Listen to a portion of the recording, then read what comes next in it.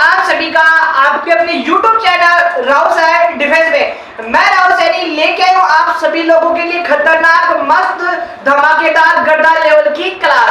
बेटा इस सेशन की शुरुआत करने से पहले मैं आपके सामने एक मोटिवेशन वाली शायरी प्रस्तुत करना चाहता हूँ कि ए मंजिल तुझे कैसे छोड़ दूं, तू तो मेरी माँ का ख्वाब है। ए मंजिल तुझे कैसे छोड़ दूं, तू तो मेरी माँ का ख्वाब है। मैं अपनी माँ के ख्वाब को कैसे तोड़ दूं, मेरी माँ को मेरी जीत का इंतजार है, मेरी माँ को मेरी जीत का इंतजार है। जैसे कि बेटा आप सभी को पता होगा हमारी जो टॉप 10 की सीरीज चल रही थी उसके लेक्चर नंबर 14 मैंने अपलोड कर दिया, 15 पार्ट आपके सामने प्रस्तुत करना चाह रहा हूँ। जैसे ही घड़ी के 8 बजते हैं आप हाजिर होते हैं मेरे सामने और मैं हाजिर होता हूँ आपके सामने। आई होप आप सभी के हाथ में अपनी पेन और अपनी दोनों कॉपी वगैरह जरूर से होगी।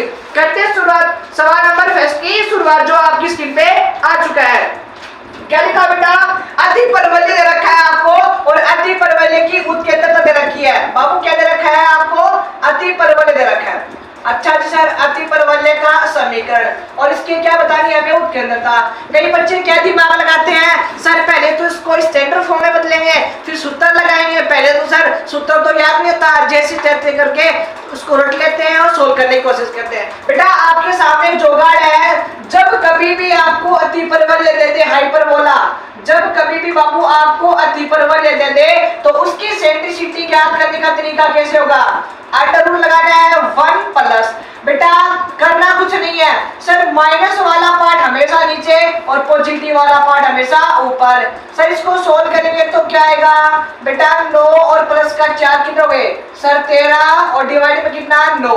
तो बाबू अपना जो राइट आंसर कितना आएगा, अंडर रूट का 13 और डिवाइड में 9 आपका राइट आंसर। आई होप आपको समझ में होगा। बाबू जब कभी भी आपको अति परवल्य दे तो नेगेटिव वाला पार्ट हमेशा हमेशा हमेशा नीचे रखना है। चलते हैं सवाल की शुरुआत करते हैं जो आपकी स्क्रीन पे आ चुका है। बेटा क्या लिखा हुआ है आपको, क्या दे रखा है सर, एक इलिप्स दे रखा है, दीर्घवृत्त दे रखा है। क्या दे रखा है बाबू सर, दीर्घवृत्त दे रखा है। अच्छा जी सर, दीर्घवृत्त का समीकरण दे रखा है सर, दोनों को एक साथ ही लपेटे में ले लिए। अच्छा जी सर, 225 की उत्केंद्रता क्या होगी, की उत्केंद्रता क्या होगी सर, हमें इसकी क्या बतानी है, सेंट्रिसिटी यानी उत्केंद्रता। और करना क्या है सर, जब कभी भी इसकी सेंट्रिसिटी निकालते तो सर 1 में से घटाते हैं, हाइपरबोला में यानी इसमें जोड़ते हैं और उसमें क्या करते हैं घटाते हैं। अब सर इसका मतलब क्या हुआ, सबसे बड़ा जो पार्ट है दोनों में जो बड़ा वाला हमेशा नीचे और जो छोटा है वो हमेशा ऊपर। अच्छा सर बाबू ये बताओ अभी सर 25 में से लोगे तो कितना सर 16 यानी कि 16 और डिवाइड में कितना 25 और वापस इसको सोल्व करोगे तो क्या आएगा सर 4/5 आपका राइट आंसर। आई होप हो जाएगा। चलते सवाल नंबर 3 की ओर जो आपकी स्क्रीन पे आ रहा होगा।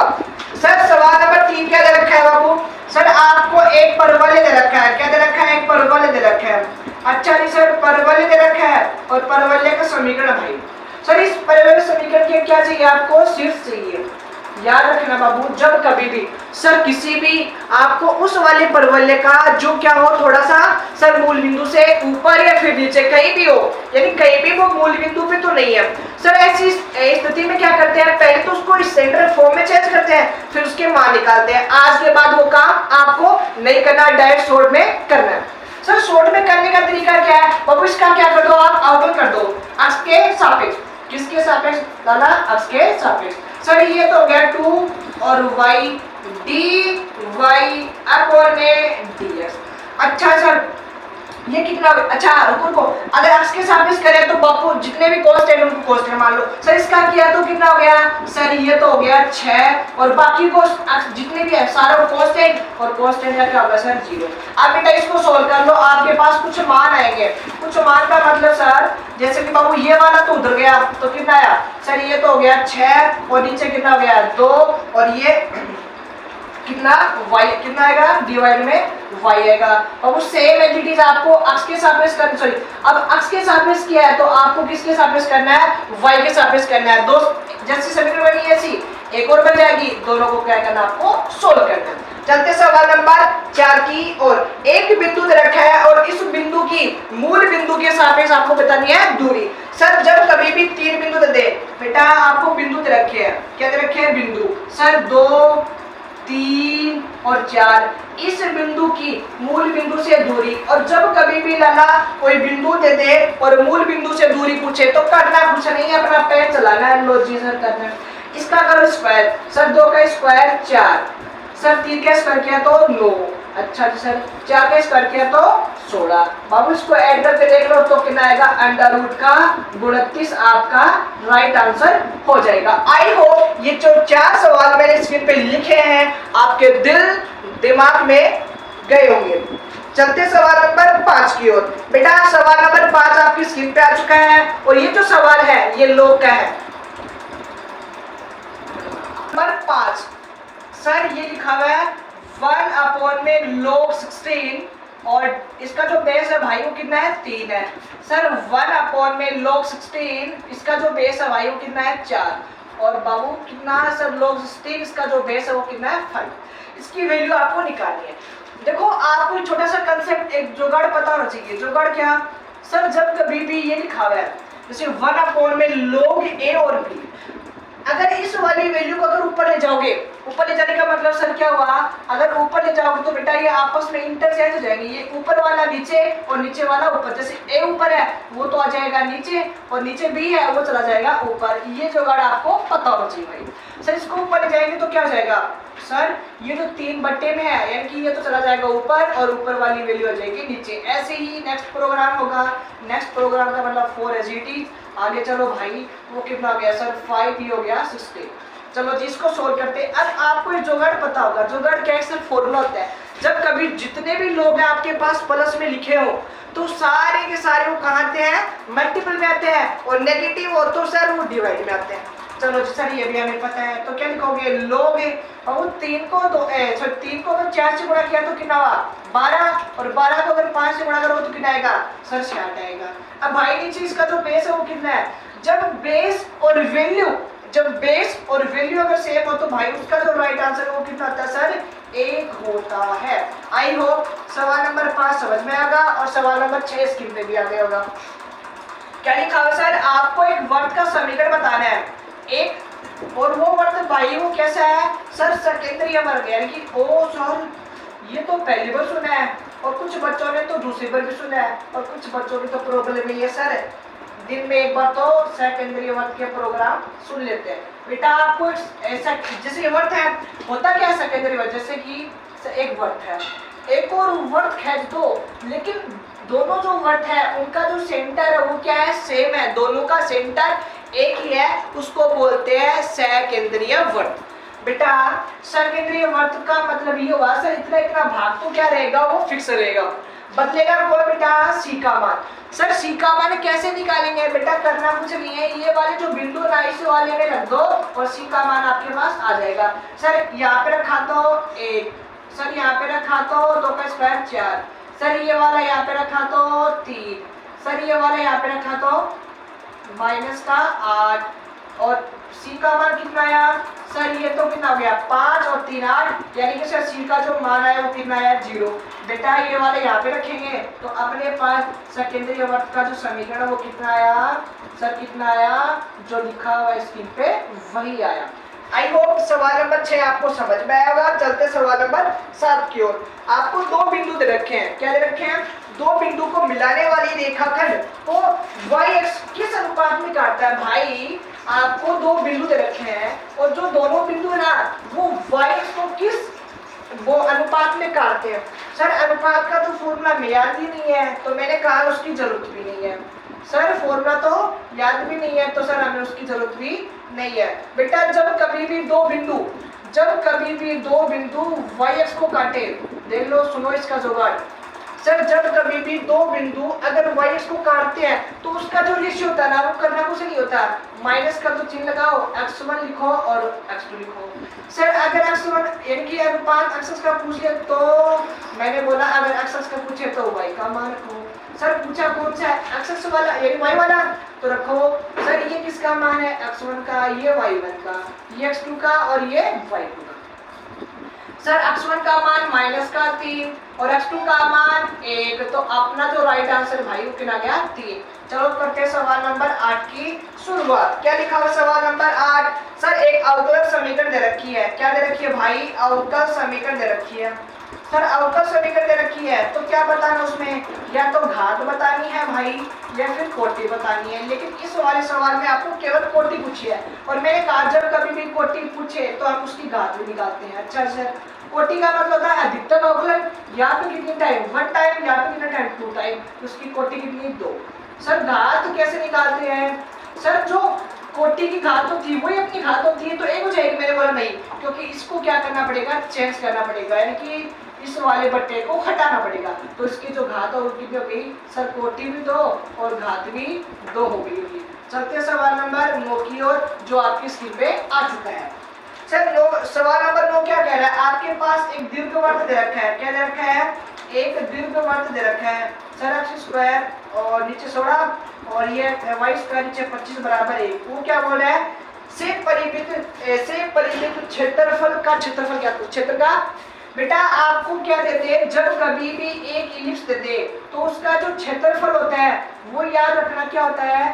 सर पाई a और b। क्या होता है?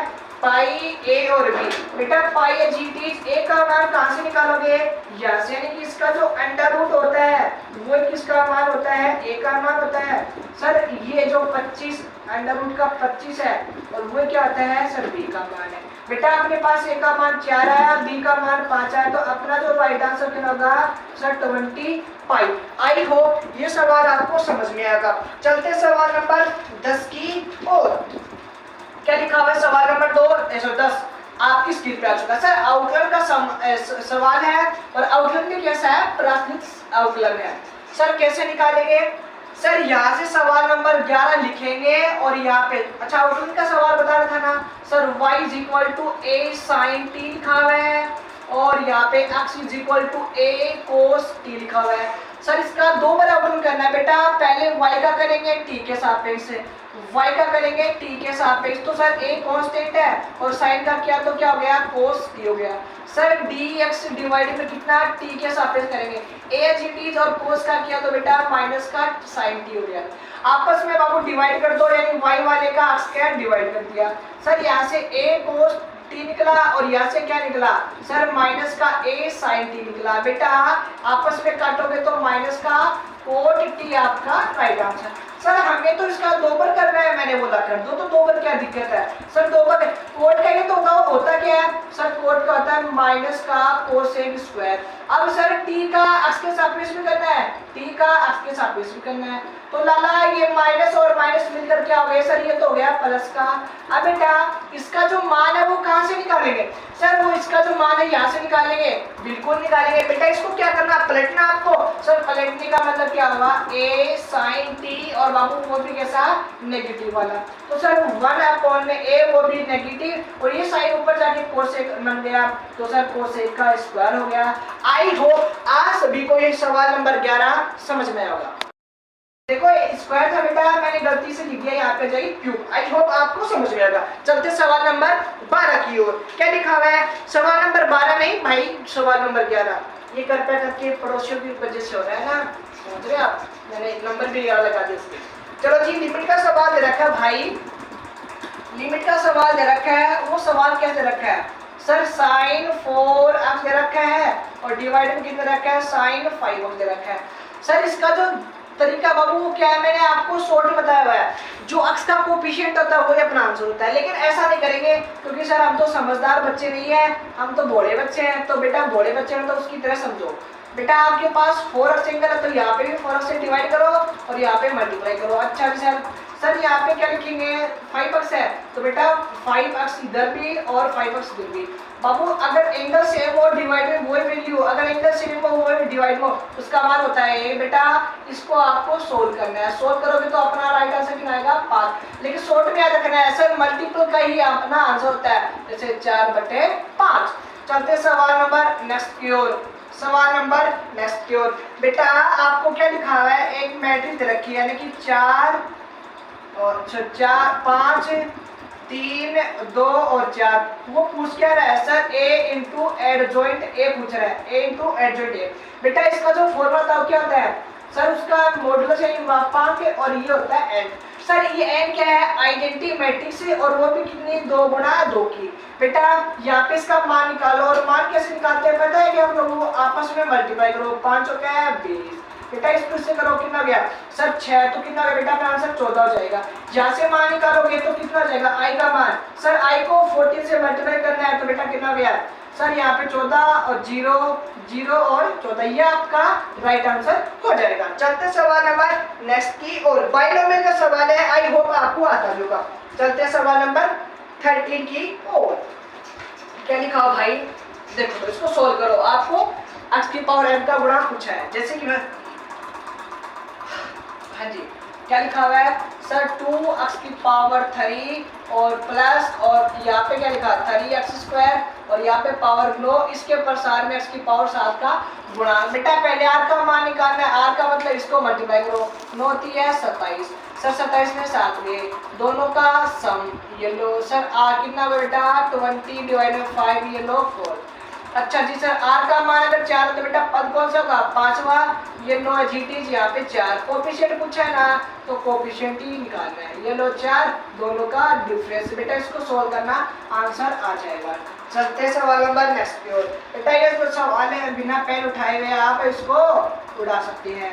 लो जी आइटा की पावर 7 और आइटा की पावर 8। सर आइटा की 4 लगातार घातों का मान, आइटा की 4 लगातार घातों का मान कितना सर 0 होता है। आज की क्लास का लास्ट सवाल आपकी स्क्रीन पे आ रहा है और मैं चाहता हूं इस सवाल का जो राइट आंसर है वो आप